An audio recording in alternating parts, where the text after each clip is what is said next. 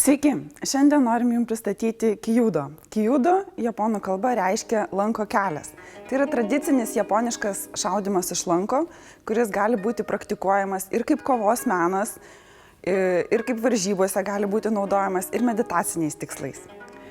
Japoniškas lankas skiriasi nuo visų kitų lankų savo formą. Pirmiausiai, jisai yra asimetrinis, jisai įmamas už apatinio trečdalio ir jisai skiriasi nuo visų kitų lankų savo ilgiu. Jisai yra virš 2 metrų ilgio. Strėlės yra virš metro ilgio.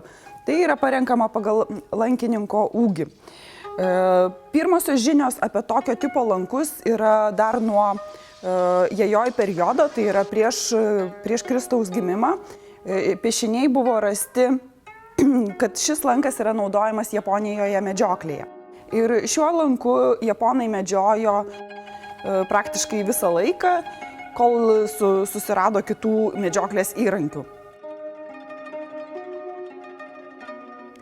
Pirmosios žinios apie tai, kad japonai pradėjo naudoti šį lanką kare, yra iš 300 metų Veišų kronikų. Ir kare šis lankas buvo naudojamas iki pat tol, kol Japonijoje atsirado šaunamieji ginklai.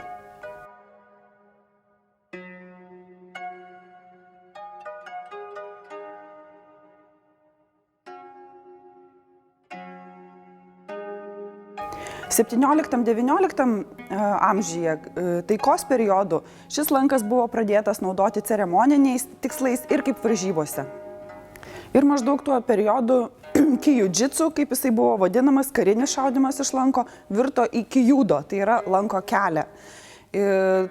Taikos periodų, ceremoninio šaudymo iš lanko periodų kūrėsi įvairios samurajų mokyklos, vystėsi įvairių šaudymo iš lanko stiliai ir tik tai 1949 metais, kai įsikūrė visos Japonijos šaudymo iš lanko federacija, šaudymo iš lanko japoniško federacija, visi šie stiliai buvo apvienyti ir apibendrinti, kad visų stilių lankininkai galėtų kartu vienose varžybose kovoti.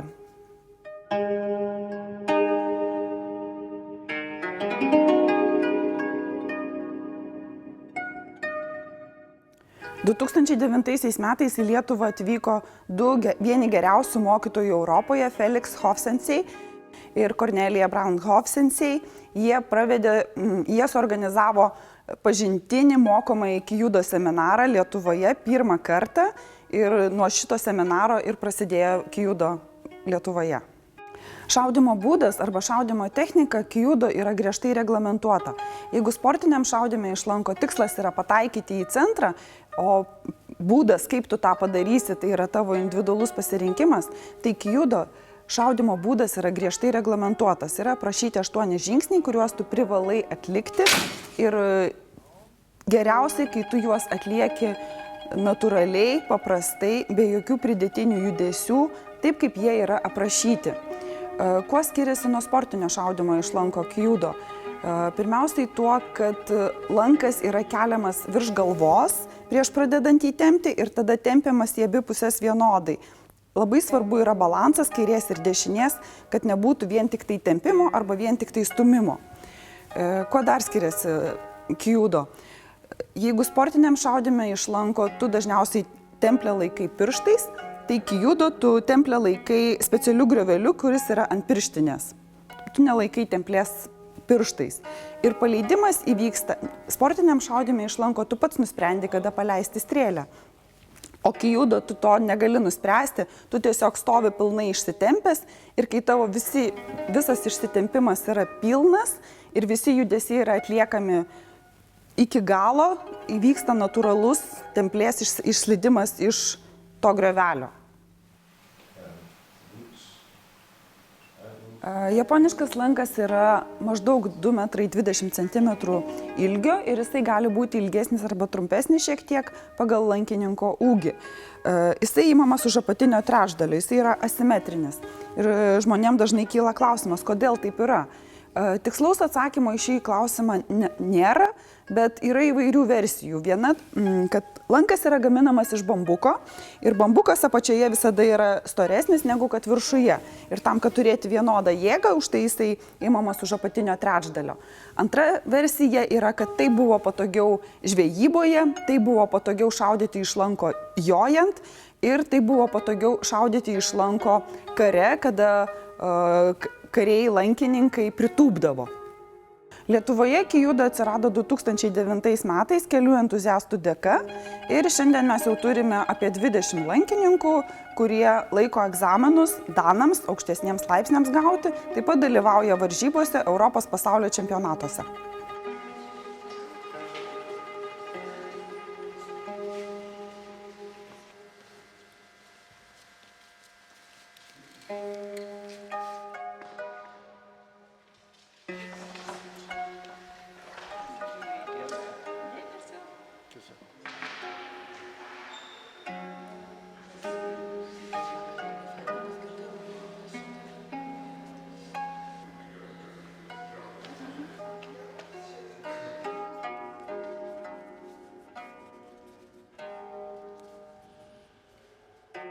Kijudo tai japoniškas šaudymas iš lanko ir todėl visi dalykai šitam kovos mene yra stipriai reglamentuoti pačios Japonijos tradicijų ir kultūros.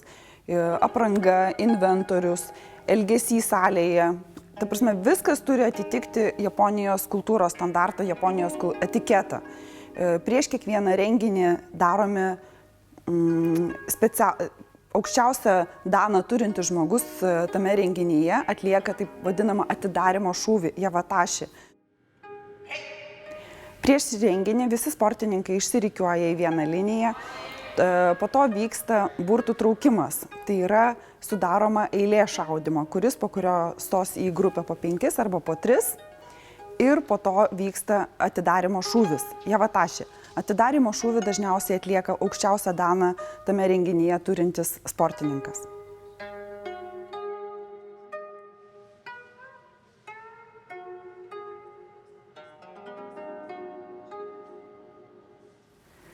Kijudo varžybose šaudome iš 28 metrų atstumo į 36 cm skersmens taikinukus. Ir šaudo visi, vyrai ir moteris kartu, nėra atskirai varžybų vyrams, atskirai moteriams. Kartais, kai būna labai didelės varžybos, labai daug dalyvių, tai dalyviai gali būti suskirstyti pagal danus, tai yra pagal lygį. 1, 3 danai būna viena grupė, 4, 5, 3, 4 yra antra grupė ir 5 ir aukštesnė yra 3 grupė. Lietuvoje paprastai mes šaudom visi kartu. Varžybose šaudom dažniausiai 3 serijas po 4 šūvius, 12 šūvių ir skaičiuojama pataikymai. Tai nėra pataikymo, kad daugiau arba mažiau, tiesiog yra arba pataikiai, arba nepataikiai. Yra labai svarbu eilės tvarka, yra labai svarbu, kad neaplenktum prieš save stovinčio žmogaus ir labai svarbu, ką tu pats darai. Todėl laikas, kaip įprastame šaudyme iš lanko, yra skiriamas tam tikras laikas šūviui, čia šito dalyko nėra. Čia svarbu pataikyti į visos grupės ritmą.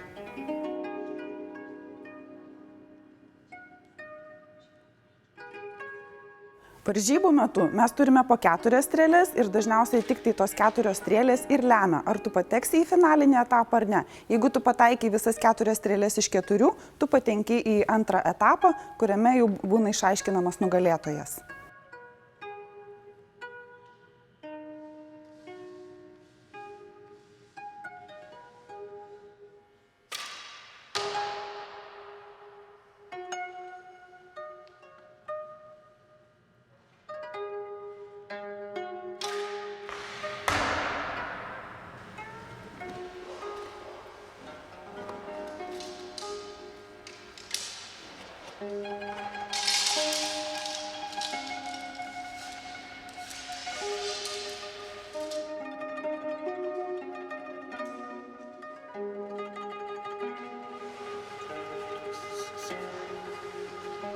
Varžybose taip pat yra vertinamas stilius, nes kijudo tai ne tik pataikymas ir iš esmės tai nėra pataikymas.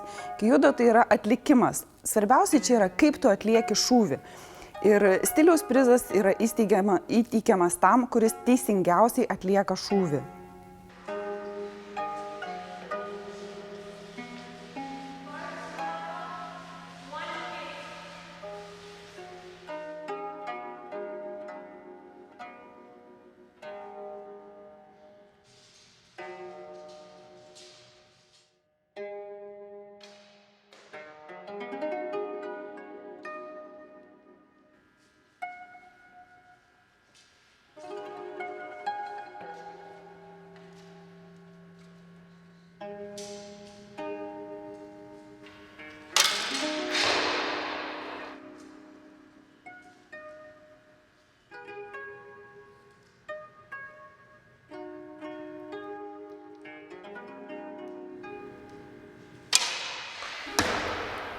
Taigi varžybose yra vertinamas pataikymas, bet svarbiausias renginys kiekvienam kyjudo lankininkui yra egzaminai.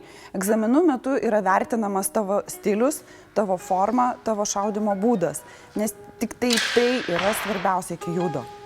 Egzaminų metu laikomi danai, taip vadinamas įvertinimas kiekvieno lankininko. Pats pirmas laiptelis yra pirmas danas ir pats aukščiausias laiptelis yra 10 danas. 10 danas yra suteikiamas jau už gyvenimo nuopelnus. Išlaikius 5 daną tu gali laikyti papildomą egzaminą instruktoriaus vardui gauti, o išlaikius 6 daną tu gali laikyti papildomą egzaminą mokytojo vardui gauti.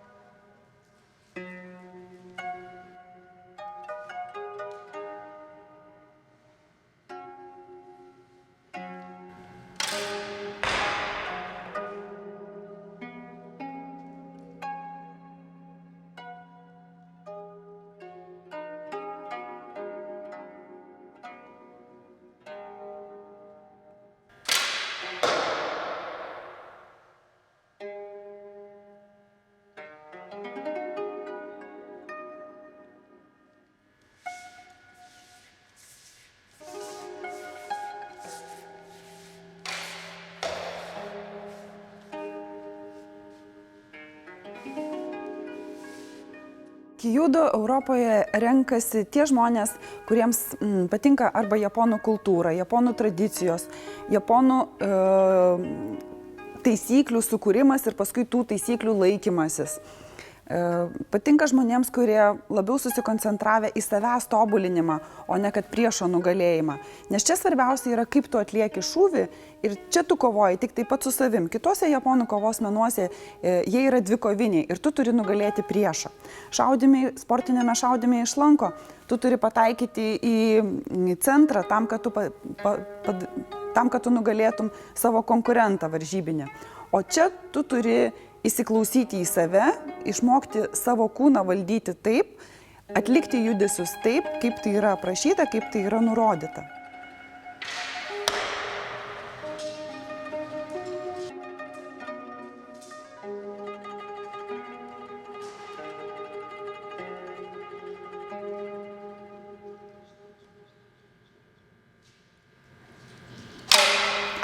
Tai jeigu jums patinka japonų kultūra, japonų tradicijos ir budistinės filosofijos, jūs galite rinktis kyjudo. Jeigu jums patinka kruopštus darbas su savimi, jūs galite rinktis kyjudo.